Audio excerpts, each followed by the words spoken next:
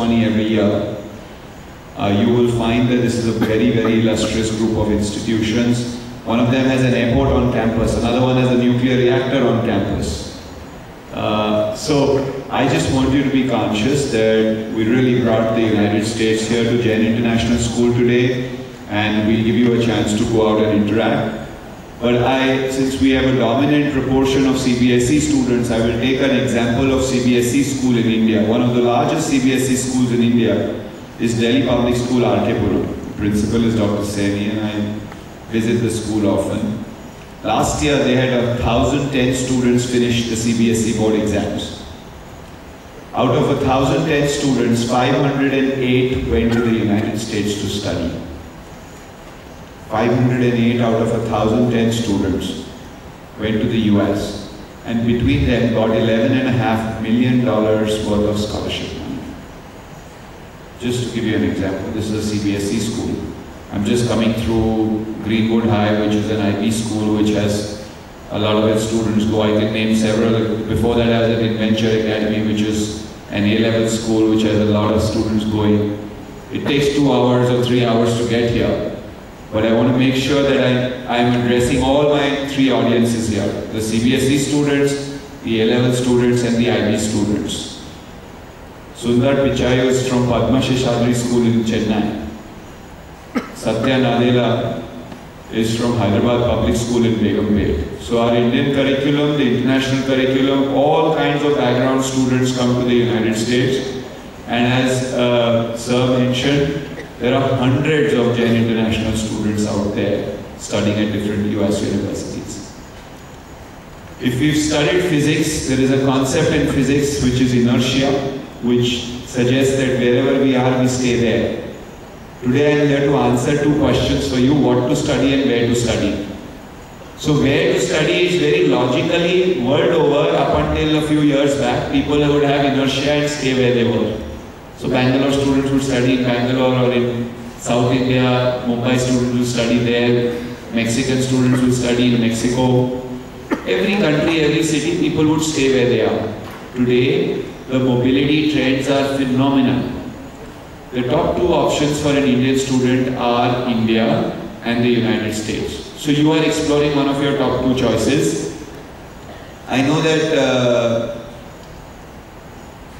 Sir also talked about what we think and what actually happens in the end. The students have finished school and then come back after 1 year and say, give me recommendation letters, I am applying to universities. I think it's very important that we acknowledge that today is about exploration. It is not about making any decision, it is about exploring and finding out what my alternatives are. Naturally, inertia, majority of students will stay in India. But if I want to get admission or stay here, I would definitely look at my alternative, and one of those alternatives would be the United States, a high priority alternative. Let me quickly tell you why the US is, and I'm going to do this in 30 to 60 seconds. So I'm running through a few slides. I need your complete focus here. The United States is a fascinating story. 4.5% of the world population is American, and with 4.5% of the world population, they have 27% of the higher educational institutions in the world. 4,599 colleges and universities. With 4.5% of the world population, they also have 40% of the Nobel laureates. In fact, 60% of the Nobel laureates have either studied or worked at American universities. Of the top 12 technology companies in the world, 7 are American. We use American technology about 250 times a day. Google, Apple, Facebook, Microsoft, NASA, Space Research, Texas Instrument Technologies. This projector runs on DLP technology, which is patented to Texas Instruments. You fly a Boeing aircraft. There's lots and lots of different opportunities. Of the top 500 companies in the world, 26% are American. I haven't even talked about Starbucks and McDonald's and KFC. I don't want to talk about those here, but there are many other companies as well. Many of these great companies are actually founded at US colleges and universities. Google, Facebook, FedEx, Nike was founded at a university in Oregon. So what the US educational system really stands for is creativity, entrepreneurship, and innovation. If you are looking at being creative, innovative, and entrepreneurial, you could look at the United States. There was an ugly saying to which I grew up. It was, history repeats itself. How many of you heard this before? History repeats itself. It's a very ugly saying. In 1995, I said to my mother that I wanted to become a teacher. She said that my son, she loved me a lot, and she said, I don't want you to starve. And it was true. The teaching profession in our country, teachers were the most uncared for community during that period. I stuck to my guns. I convinced my mother that, look, I really want to do this. I started teaching in '97, and today across 22 countries I lead an organization with 71 people. Yes? So I want you to be conscious of that. Our colleagues from the US can take these seats. You can take your tables a little bit later. Can you just come and take the front seats? You can occupy your tables a little bit later. They are all named. Can you just walk straight ahead, and you can leave your bags maybe on that side. So I think it's really important that we find what we are passionate about. If history were to repeat itself, then I would not really be a teacher, because traditionally teachers weren't wealthy in India. If you were in the teaching profession, you had certain limitations. But I discovered that I could be a teacher and an entrepreneur and be successful. I didn't have to believe the history with teachers not being well looked after in India. I could break out of that historic perception and create something. So I'd encourage you to disregard history. For the next 10 minutes, please empty your glass of water, all that you know, all your historic facts, what you heard from family, friends. Empty that glass so that I can pour some fresh water in it. If you keep that glass full, I'll put water, it will fall off.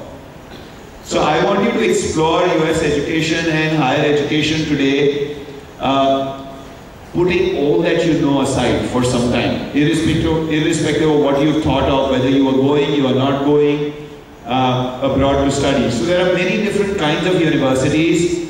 In the US, you will get to explore many of these different types of universities.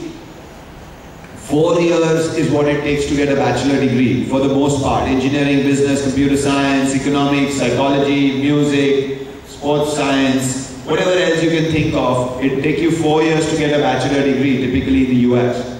However, if you want to study law, medicine, or dentistry, or some of these professional fields, then it takes you 7 or 8 years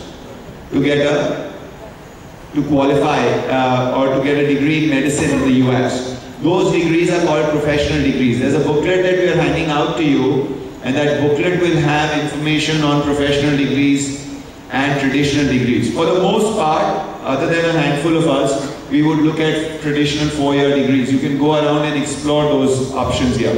What you will find across all the hundreds of universities in the US though, is that you have freedom of choice. You can choose multiple areas of study, and it's extremely relevant in today's day and age. Today, careers are at intersections. Yes, you will find that a journalist cannot ignore technology today. Journalism is incomplete without the study of technology and how technology impacts news. Today, print media is going out of business. People are reading news on their handheld devices. So a traditional journalist would not need to understand technology, but today the way news is being pushed to people has changed. You could combine many other areas of study. A lot of engineers today around the world in large companies are reading up and studying psychology, because an engineer needs to design products for people.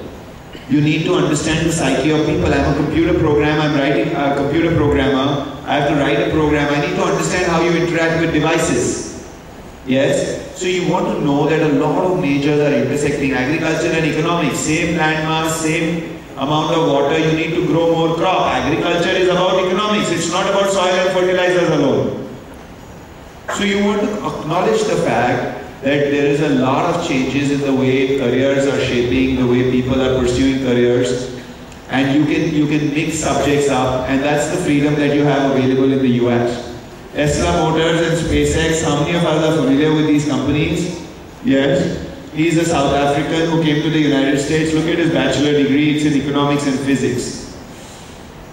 Great example of intersections is psychology and physics. How many of you love physics here?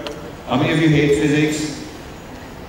Excellent. How many of you hate physics and love psychology? Okay. You know, it's a paradox. You cannot hate physics and love psychology, because psychology and physics are intersecting in such profound ways that you could have imagined this 20 years back. Physics is no longer about matter or energy. Quantum physics talks about consciousness.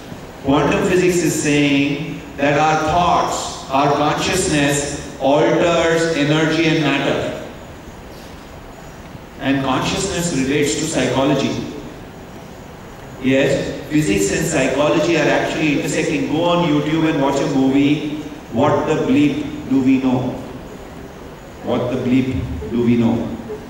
You'd be astonished if you hate physics and you like psychology, you fall in love with psychology. Very astonishingly, I grew up hating biology. I got 56% in biology in my class 12 exams. I had 97% in physics, chemistry and mathematics. And I had 56%.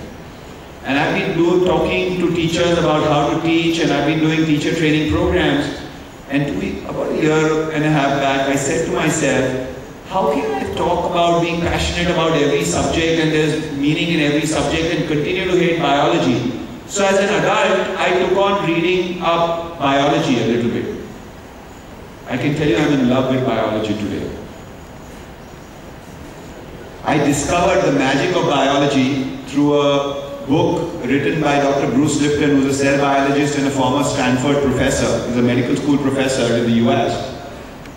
And I read, his book is called Biology of Belief. And after I read that book and a whole bunch of other materials, I discovered biology is magical.